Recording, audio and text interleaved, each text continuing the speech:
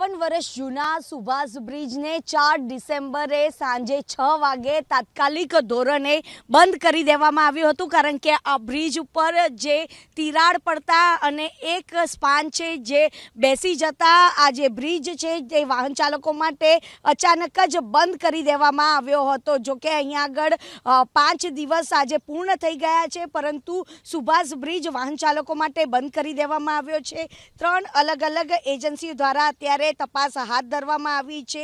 સુરતની SVNIT તેમજ IIT Mumbai અને IIT રૂડકી એજન્સી દ્વારા તપાસ કરવામાં આવશે। જો કે તમામ એજન્સીઓ દ્વારા તપાસ પૂરી કર્યા બાદ આ જે રિપોર્ટ છે તે રાજ્ય સરકાર દ્વારા સુભાષ બ્રિજ મામલે નિર્ણય લેવામાં આવશે। જો કે AMC દ્વારા જે વાહન ચાલકો માટે તપાસના નામે 5 દિવસ માટે આ બ્રિજ બંધ રાખવાનો હતો, પરંતુ હવે 15 ડિસેમ્બર સુધી આ બ્રિજ છે તે વાહન ચાલકો માટે બંધ રહેવાનો છે, જેના કારણે સાબરમતી, ચાંદખેડા, મોટેરા, રાણી વગેરે વિસ્તારના જે વાહન ચાલકોને વધુ એક અઠવાડિયા માટે 5 કિલોમીટર દૂર ફરવું પડશે, કારણ કે ટ્રાફિક જામની જે સમસ્યાનો સામનો કરવો પડશે। જો